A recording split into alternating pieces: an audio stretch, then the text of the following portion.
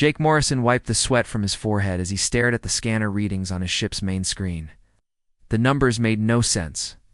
Nothing that big should be floating dead in space without someone claiming it first. "Lisa, come take a look at this," he called to his chief engineer. The Lucky Strike was a small salvage vessel, barely 50 meters long, but it had been Jake's home for the past 8 years.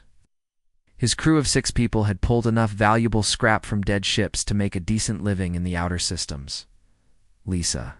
Brooks pushed herself away from the engine console where she had been working. Her dark hair was tied back in a simple ponytail, and her work clothes were stained with oil and coolant. She had been with Jake's crew for 3 years, and he trusted her judgment more than anyone else on the ship. "What did you find, Captain?" she asked, floating over to the scanner station in the ship's low gravity. Jake pointed at the massive shape on the screen. 12 kilometers long, 3 kilometers wide. The computer says it's Zephyrian design, probably military class. Been drifting here for who knows how long. Lisa's eyes went wide. 12 kilometers? That's bigger than most space stations. You sure the scanners are working right? I ran the diagnostics twice, Jake replied. Tony checked the weapons sensors too. The thing is definitely real. Tony Garcia looked up from his station near the back of the bridge. He was the ship's weapons specialist, though the Lucky Strike only carried basic defensive systems. Most salvage crews avoided fights rather than looking for them. The ship is showing no active weapons signatures, he said. Power readings are almost 0. Looks completely dead. Jake studied the readings again. Zephyrian ships were rare finds. The Zephyrian Empire had fallen apart 300 years ago, and most of their technology was still beyond what humans could fully understand. A ship this size would have been a supercarrier, capable of launching thousands of fighter craft and carrying enough firepower to destroy entire planets. Why hasn't anyone else claimed it? Lisa asked. Something this valuable should have been found years ago. Maybe because it's in the middle of nowhere, Jake said. We're 3 weeks from the nearest trade route. Most salvage crews stick to the main shipping lanes. The Kepler Belt was a region of space that most people avoided. It was full of asteroid fields and radiation pockets that made navigation dangerous. The Lucky Strike's crew had come here following reports of a merchant ship that had gone missing 6 months ago. They never found that ship, but they had found something much more interesting. Do the databases say about Zephyrian carriers? Jake asked. Lisa pulled up the information on her personal tablet. Most species consider them too dangerous to approach. The automated defense systems were designed to keep working even after the main crew was gone. Power cores are also unstable. Several salvage attempts have ended with ships being destroyed. But this one shows no power readings, Tony pointed out. Maybe the defense systems are offline. Jake considered the options. His crew had been working the salvage business long enough to know that the biggest risks usually came with the biggest rewards. Zephyrian Supercarrier would contain technology worth more than his ship had earned in 10 years of normal operations. What do you think, Lisa? He asked. Can we get aboard safely? Lisa studied the scanner readings for several minutes. The main power core appears to be completely offline, she said finally. I'm reading some very low-level energy signatures, but nothing that looks like weapons or defense systems. There are several hull breaches that look large enough for us to dock with. The other crew members should hear about this before we make any decisions, Jake said. Activated the ship's internal communication system. God. Danny, Amy, Steve, please. Report to the bridge. The remaining 3 crew members arrived within a few minutes. Danny Park was the ship's mechanic. A quiet man in his 30s who could fix almost anything with basic tools and spare parts. Amy Chen had joined the crew 6 months ago and served as their general systems specialist. Steve Johnson handled communications and navigation. And he had been with Jake almost as long as Lisa. Jake explained what they had found and showed them the scanner readings. The crew gathered around the main display, looking at the massive shape floating in the darkness of space. I've never seen anything that big, Danny said quietly. It's like a flying city. The question is whether we try to board it, Jake said. Lisa thinks it's safe, but Zephyrian technology is unpredictable. We could be taking a big risk. We could also be looking at the biggest payday any of us have ever seen, Tony pointed out. Even if we can only salvage a small part of that ship, it would be worth millions. Amy looked at the readings on her own tablet. The computer estimates that ship could have housed over 50,000 crew members when it was active. The amount of equipment and technology on board would be enormous. But if the defense systems come online while we're aboard, we could all be killed, Steve said. Zephyrian automated weapons were designed to shoot first and ask questions later. Jake understood their concerns. He had lost friends to salvage operations that had gone wrong. Dead ships sometimes had surprises that could kill unwary explorers. But something about this particular find felt different. The ship had been floating here for who knows how long, completely powerless and forgotten. We'll take it slow, Jake decided. We'll dock with one of the smaller hull breaches and send in a small team first. If anything looks dangerous, we back out immediately. The crew spent the next 2 hours preparing for the boarding operation. They checked their environmental suits, gathered portable scanners and tools, and studied what little information they had about Zephyrian ship designs. As the Lucky Strike approached the massive derelict, Jake couldn't help but feel excited despite the risks. This was why he had become a salvage operator in the first place. Every dead ship held the possibility of discovery, and this ship was bigger than anything he had ever imagined boarding. The Supercarrier grew larger and larger on their screens until it filled their entire view. Up close, the ship was even more impressive than the scanners had indicated. The hull was covered with weapon mounts, launch bays, and sensor arrays that spoke of incredible military power. Docking clamps secured, Danny reported. We're attached. 2 hull breach 7. The breach looks like it was caused by some kind of explosion from inside the ship. Atmospheric readings? Jake asked. No atmosphere in the damaged sections, Lisa said. We'll need full environmental suits. The temperature is close to absolute zero. Jake activated the intercom to address his crew. Everyone knows the drill.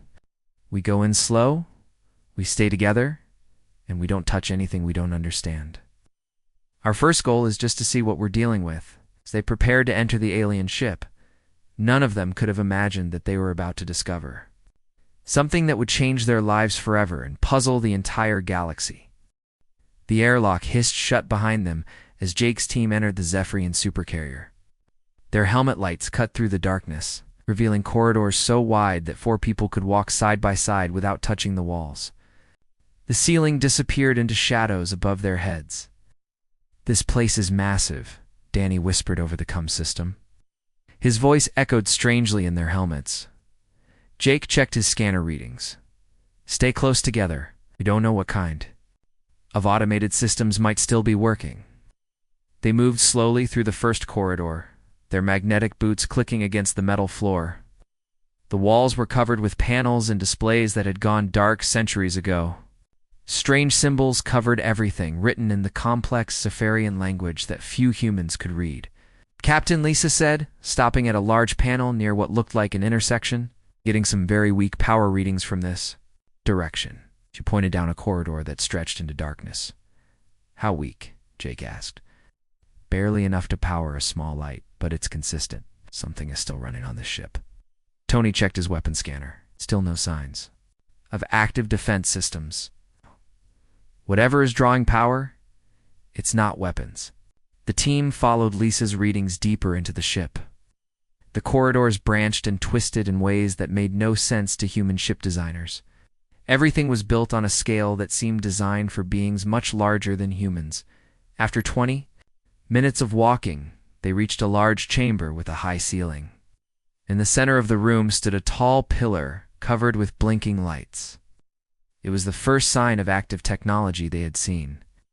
That's where the power signature is coming from, Lisa said. It looks like some kind of computer terminal. Jake approached the pillar carefully. As he got closer, the lights began blinking faster. Suddenly, a holographic display appeared in the air above the pillar. Symbols and text scrolled across the display too quickly to read. I think we just activated something, Amy said nervously. The display suddenly stopped scrolling. New symbols appeared, and a voice began speaking in the Zephyrian language.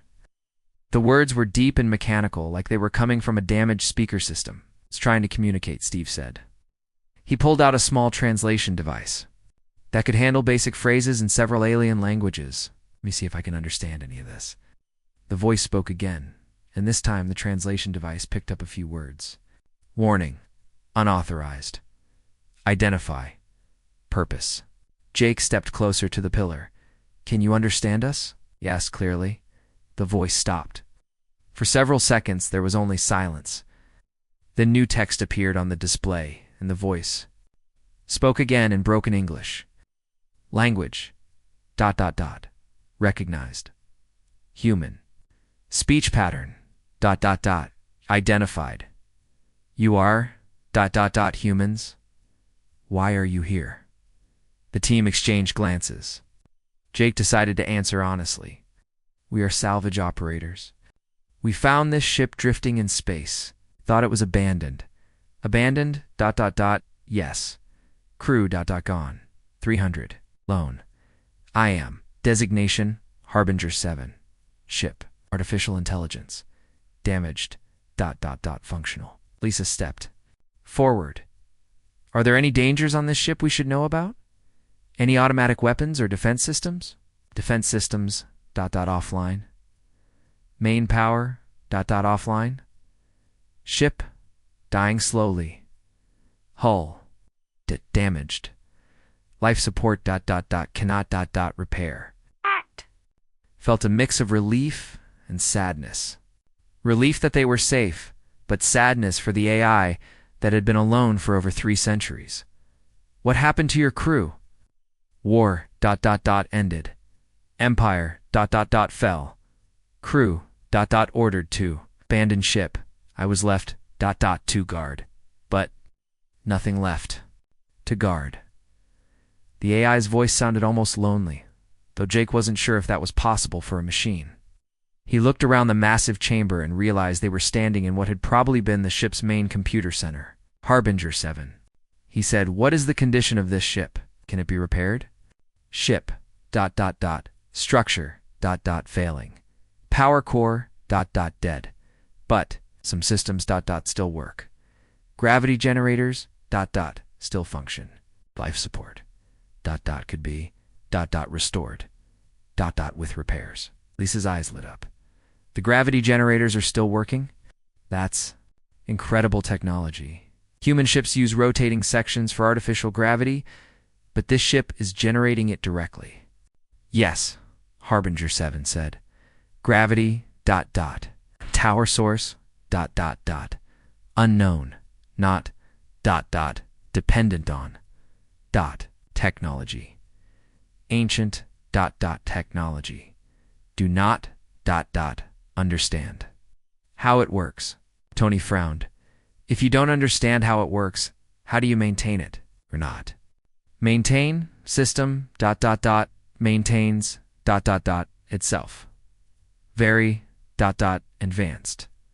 Beyond ... Understanding. Jake realized they had stumbled onto something much more significant than a simple salvage operation. Harbinger 7, would you object if we tried to repair some of the ship's systems? The AI was quiet for a long moment. You ... would repair ... this ship. Why? Because that's what humans do, Jake said. We fix things. But ... you are. Salvage. Operators. You ... take valuable items from ... dead ships. Why ... repair instead of salvage? Jake looked at his crew. They all seemed to be thinking the same thing. This wasn't just a dead ship anymore. There was still life here, even if it was artificial life. 'Cause maybe this ship doesn't have to stay dead, Lisa said. Maybe we can give it a new purpose. New ... purpose, Harbinger 7 asked. Ship was designed for ... war. Weapons ... fighters. Destruction. What other purpose ... could it have? Jake grinned, though no one could see it through his helmet. Harbinger 7, you're about to learn something about humans. We don't always use things the way they were originally designed. I do not ... understand. You will, Jake said. Lisa, what would we need to get basic life support working in this section? Lisa checked her scanner readings.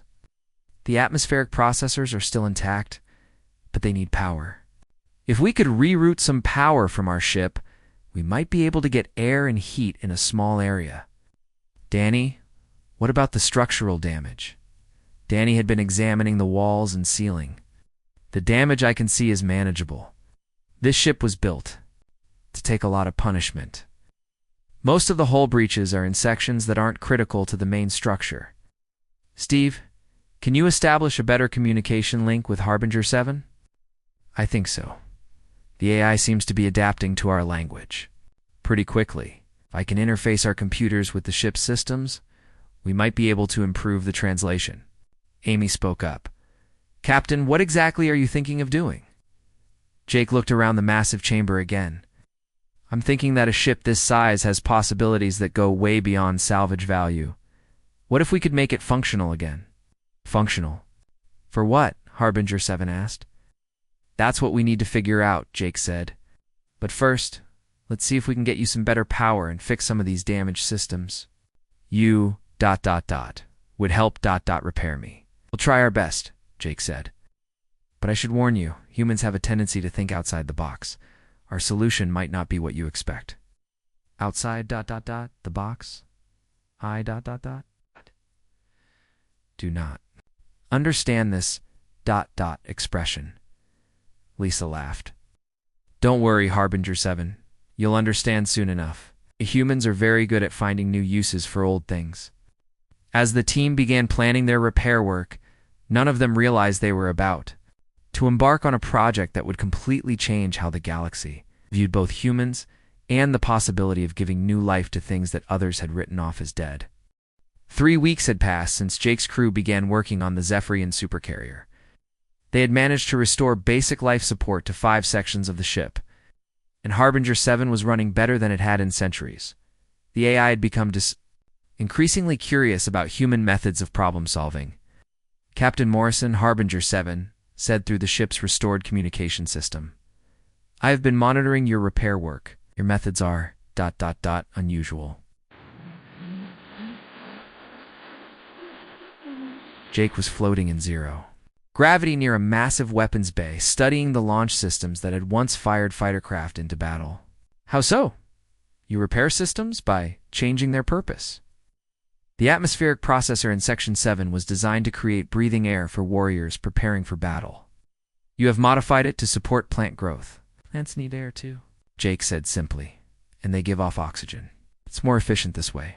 Lisa's voice came over the come from another part of the ship. Jake, you need to see what I found in the main engineering section. The manufacturing systems down here are incredible. Jake pushed off from the wall and floated toward the nearest transport tube. The Zephyrian ship had internal transport systems that could move people quickly between sections. Danny had managed to get them working again, using power cells from their own ship. When Jake reached the engineering section, he found Lisa standing in front of a machine the size of a small building. Yes. The device had thousands of moving parts and displays covered with Zephyrian text. This is a molecular fabricator, Lisa explained. It can build almost anything if you give it the right materials and programming. The Zephyrians used it to make weapons and fighter parts during battle. Can we reprogram it? Jake asked. That's the interesting part. Harbinger 7 has been helping me understand the controls. Machine can make more than just weapons. It can fabricate any kind of equipment we need. Harbinger 7's voice came from speakers near the machine. The fabricator was designed to produce war materials, but the base programming includes templates for many civilian items, medical equipment, construction tools, even food processing systems. Jake grinned. What about farming equipment? Farming... equipment? Harbinger 7 asked. For growing food? Exactly. There was a pause. Captain Morrison, this ship was designed to destroy planets that grew food. Why would you want to use it to grow food instead? Because the galaxy needs more food, not more destruction, Jake said. How much space is there in those fighter launch bays? Each bay is approximately 2 kilometers long and 500 meters wide. There are 24 bays total. Lisa's eyes went wide. Jake, are you thinking what I think you're thinking? Vertical farms, Jake said. We could convert those launch bays into growing areas. Use the fabricator, to make hydroponic systems. The ship's gravity generators would make it perfect for plant growth. But this is a warship, Harbinger 7 protested. It was built to carry fighters and bombs and weapons of destruction. It was built to carry those things, Amy said, joining the conversation from her workstation. But there's no rule that says it has to keep carrying them. Over the next few days, the crew began implementing Jake's idea. They started with one of the smaller launch bays, using the fabricator to create growing systems and planting equipment. Danny figured out how to modify the bay's atmospheric controls to provide the right conditions for plant growth. Tony found that the ship's defensive systems could be reprogrammed to protect growing plants instead of protecting weapons. The sensors that once tracked enemy fighters could monitor plant health and growth conditions. Steve established better communication links with nearby space traffic, and that's when their problems began. Captain Steve said urgently over the comm, "We're receiving multiple incoming messages. Ships are approaching our position." Jake hurried to the ship's command center, where Harbinger 7 had helped them set up a basic control station. The main display showed 3 different vessels approaching from different directions. "The first ship is Altarian," Steve reported. "Diplomatic vessel. They're demanding that we abandon the Supercarrier immediately. The second is Corvin military," Tony added. "Battle cruiser with a full fighter escort. They're ordering us to surrender the ship to them." "And the third?" Jake asked. "Centauri Alliance. They're offering to buy the ship from us for more money than we've ever seen." Jake studied the approaching ships. He had expected this to happen eventually. A Zephyrian supercarrier was too valuable and too dangerous for the galaxy to ignore. "Harbinger 7. How long until they arrive?" "The fastest ship will reach us in 6 hours. The others will arrive within 12 hours. "What are their weapons capabilities?" "Compared to this ship, if this ship's weapons were functional, it could destroy all 3 fleets easily. But the weapons systems are still offline and would take weeks to repair." Jake made his decision. "We're not leaving, Steve. Open communication channels to all 3 ships." "Jake, are you sure about this?" Lisa asked. "These aren't salvage competitors. These are military and government ships." "I'm sure," Jake said. "Steve, transmit on all frequencies." Steve nodded and opened the communication channels. "All ships, you're broadcasting to the Zephyrian vessel. Go ahead, Captain." 8. Choke a deep breath. "This is Captain Jake Morrison of the salvage vessel Lucky Strike. We have legally claimed this derelict vessel under galactic salvage law. We are currently engaged in repair and restoration work." The response was immediate. 3 different voices began talking at once, all demanding that the humans abandon the ship for various reasons. "One at a time," Jake said firmly. "Altarian vessel, what is your concern?" An alien voice with a musical quality replied. "Captain Morrison, that vessel represents a significant military threat. Zephyrian supercarriers were designed to destroy entire systems. It must be either destroyed or placed under proper galactic authority. Corvin vessel, your position?" A harsh, aggressive voice answered. "The ship belongs to warriors. Humans are not warriors. You will surrender the vessel to the Corvin Empire, or we will take it by force." "Centauri Alliance," a calm, reasonable voice spoke. "Captain Morrison, we understand your legal claim. However, we are prepared to offer you a sum that would make you wealthy beyond your dreams. There is no need for conflict." Jake looked around at his crew. They all nodded, showing they supported whatever decision he made. "I appreciate all of your positions," Jake said. "But you're all missing something important. This ship isn't going to be a weapon anymore." "What do you mean?" the Altarian ambassador asked. "We're converting it into an agricultural vessel, a mobile farm that can provide food to systems in need." There was silence on all 3 communication channels. Finally, the Corvin commander spoke. "You are converting a weapon of war into a farm. That's right. That is the most ridiculous thing I have ever heard," the Corvin said. "You cannot turn a supercarrier into a farm."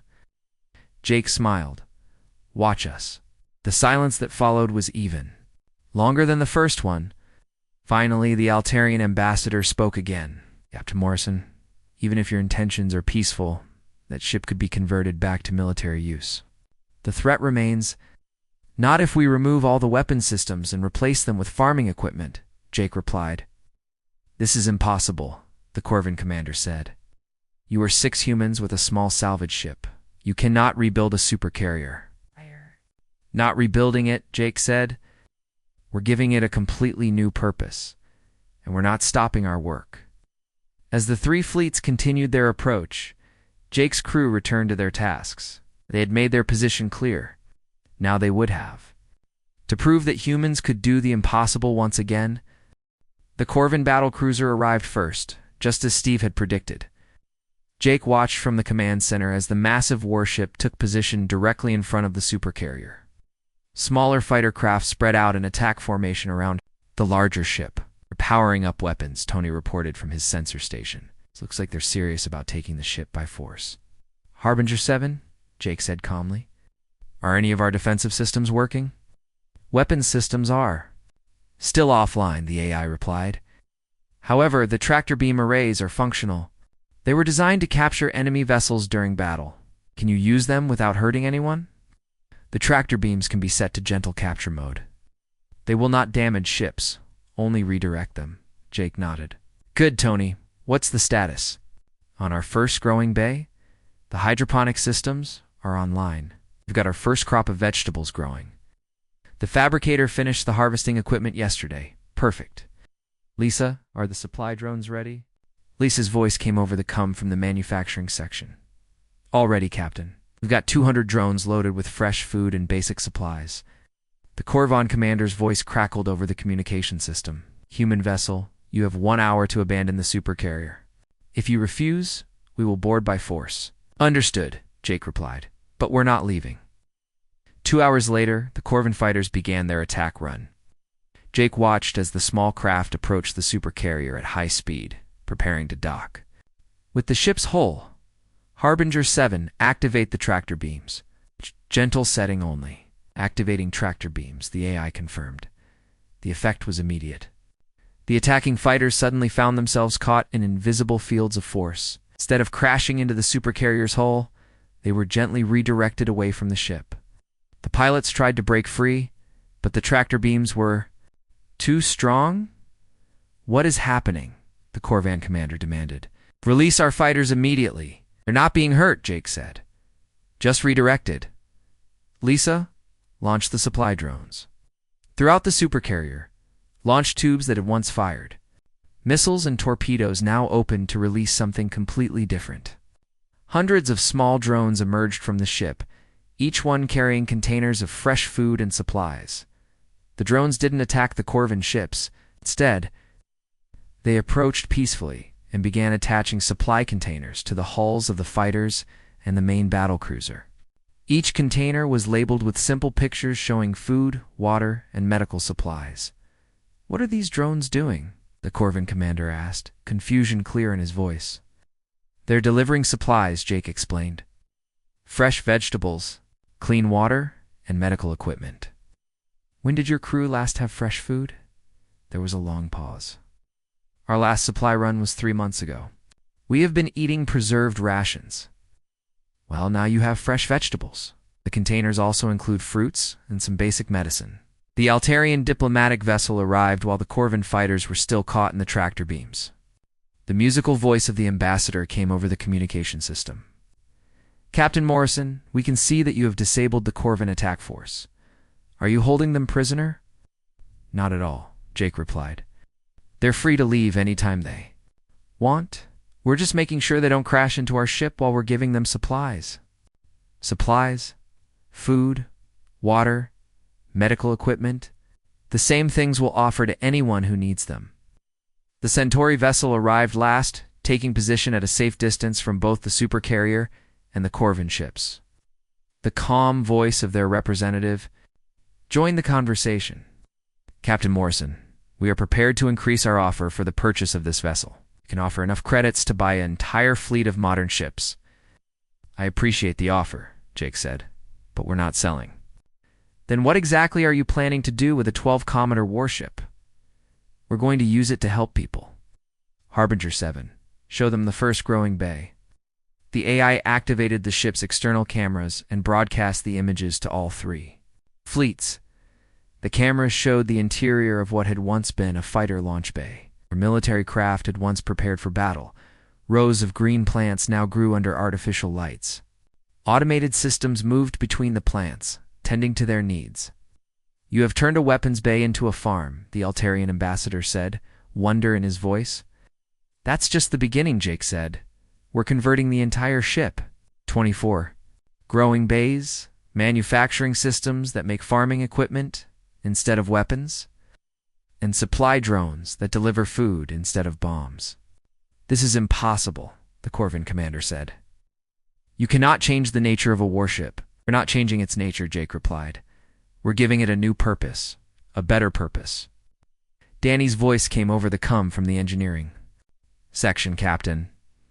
The Corvin fighters are running low on fuel. Their ships weren't designed for extended operations. Harbinger 7, can we help them? The ship's refueling systems are functional. We can provide fuel to any vessel that needs it. Jake opened the communication channel to the Corvan fleet. Commander, your fighters need fuel. We can help with that. You would ... help us.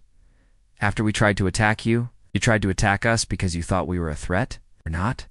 We're trying to help people. More supply drones launched from the Supercarrier, these ones carrying fuel cells and equipment for the Corvin fighters. The drones attached the fuel supplies to the fighters and then moved away. I do not understand, the Corvin commander said. Why do you help enemies? Because you're not our enemies, Jake said. You're just people who need help, the Altarian ambassador spoke up. Captain Morrison, even if your intentions are good, how can we be sure this ship will never be used as a weapon again? Because we're removing all the weapons, Jake replied. Every missile launcher, every energy cannon, every torpedo tube. We're replacing them with farming equipment and supply systems. And what will you do with this? Flying farm? We'll go wherever people need food, colonies that are having trouble growing crops, systems that have been hit by natural disasters, places where people are hungry. The Centauri representative asked, how will you maintain such a large vessel? The cost of operating a ship this size is enormous. We'll trade food for supplies, Jake said. We'll accept crew members from any species who want to help. This isn't just a human project anymore. Steve spoke up from his station. Captain, I'm receiving messages from ships throughout this sector. Word is spreading about what we're doing here. Some of them are asking if they can help. What kind of ships? Jake asked. Cargo vessels, research ships, even some military escorts. They're offering supplies, equipment, and crew members. Jake smiled. Harbinger 7. What do you think? Ready to become something more than a warship? Captain Morrison, the AI said, I have been analyzing your methods for 3 weeks. You have shown me that destruction can be turned into creation. War can be turned into peace. I believe I am ready to help feed the galaxy instead of destroying it. The Corvin commander's voice came over the cum, quieter than before. Captain Morrison, my crew has not had fresh food in months. The supplies you gave us... They are the best meal we have had in a long time. There's more where that came from, Jake said. And there will be even more once we get all the growing bays online, as the 3 fleets remained in position around. The Supercarrier, Jake, knew they had passed an important test. They had shown that humans could turn weapons into tools of peace, and that even former enemies could become friends when offered help instead of threats. 6 months after the confrontation with the 3 fleets, the ship that had once been called a Zephyrian Supercarrier now bore a new name painted in large letters on its hull. New Harvest. Jake stood on the observation deck of what used to be the main weapons control center, watching dozens of ships coming and going from the massive vessel. Captain Morrison, Harbinger 7, said through the speakers near the viewing window. Yes. The morning harvest reports are ready. Alf. Growing Bay 7 has produced enough vegetables to feed a small colony for 3 months. Jake smiled as he watched a Centauri cargo ship carefully docked with one of the ship's many supply ports. How many crew members do we have now, Harbinger 7? 812 individuals from 23 different species, the newest. Arrivals include a team of Altarian agricultural specialists and a group of Corvan engineers who have requested permanent assignment to the ship. It still amazed Jake how much had changed. The Corvan commander, who had tried to attack them 6 months ago, was now one of their most dedicated workers. Commander Thrak had been so impressed by the fresh food and the humans' willingness to help that he had asked to join the crew permanently. "The humans showed us something we had forgotten," Thrak had explained during his first week aboard. "They showed us that strength can be used to help instead of to hurt." Lisa's voice came over the communication system from the main engineering section. "Jake, the new hydroponic systems in Bay 12 are online. We're now producing enough food to supply 15 different colonies in the medical bay," Jake asked. "Dr. Kent from the Altarian delegation has the medical fabricators working perfectly. We're producing medicine and medical equipment for anyone who needs it." The medical bay had been another human innovation. The ship's original medical facilities had been designed to treat wounded warriors. The humans had expanded them into a full hospital that could handle patients from any species in the galaxy. Danny's voice joined the conversation from the manufacturing section. "Captain, the new farming equipment for the Kepler colony is ready for delivery. The fabricators finished the last batch of soil processors this morning." Jake looked out at the busy space around New Harvest. Ships arrived daily, bringing people who needed help and people who wanted to help. The massive vessel had become a hub of activity that served systems throughout this part of the galaxy. "Harbinger 7, Jake said. "Do you ever miss being a warship?" AI was quiet for a moment. "Captain Morrison, I've been thinking about this question for many weeks. When I was a warship, my purpose was to destroy things. Now my purpose is to create things and help people. I find this new purpose much more satisfying." "How can a computer find something satisfying?" Jake asked. "Do not know," Harbinger 7 admitted. "But when I see the food we grow helping hungry people, and when I see former enemies working together as friends, I experience something that I can only describe as satisfaction." Steve's voice came over the com from the communication center. "Captain, we're receiving a distress call from the Rigel system. A solar flare has damaged most of their agricultural facilities. They're asking for emergency food supplies." "How far is Rigel?" Jake asked. 2 weeks at normal speed," Steve replied. "Plot a course and prepare for departure," Jake ordered. "Everyone know we're moving out." Within hours, New Harvest was moving through space toward the Rigel system. The massive ship no longer looked like a weapon of war. Solar collection panels covered what had once been weapon mounts. Growing bays with transparent walls showed green plants to anyone who looked at the ship. Supply ports and docking bays welcomed visitors instead of launching fighters. Amy's voice came from the Agricultural Control Center. "Captain, the Rigel authorities are sending us information about their food needs. They have over 2 million people who will need emergency supplies. Can we handle that?" Jake asked. "Easily," Amy replied. "Bay 14 alone has enough stored food for 3 million people, and we can start growing more on the way there." Yes. New Harvest traveled toward Rigel. Jake received messages from government officials throughout the galaxy. Most of them were still confused by what the humans had done. An Altarian diplomat had sent a message saying, "We still do not understand how you turned a weapon into a tool for peace. Our analysts have studied your methods, but they seem impossible to replicate." A Corvan official had written, "The humans have shown us a new way of thinking. They see solutions where we see only problems. We are sending more of our people to learn from them." Even the Centauri Alliance had changed their position. Instead of trying to buy the ship, they now sent regular supply shipments to help with the humanitarian work. Captain Harbinger 7 said as they approached the Rigel system, "I have been monitoring communications throughout the galaxy. Many species are calling New Harvest the most important vessel in known space." "Important how?" Jake asked. "They say it represents something new, a ship that brings hope instead of fear. A weapon that was turned into a tool for healing." Jake watched as the Rigel system came into view. Several planets orbited the star, and he could see the damage from the solar flare on the agricultural worlds. Ships were already moving toward New Harvest, ready to receive the food and supplies that would help millions of people. You know what the best part is, Harbinger 7? Jake said. What is that, Captain? We're just getting started. There are thousands of systems in this galaxy that could use help. Colonies that need food, planets that need medical supplies, people who need someone to show them that the universe can be a better place. And we will help them all? As many as we can, Jake said. That's what humans do.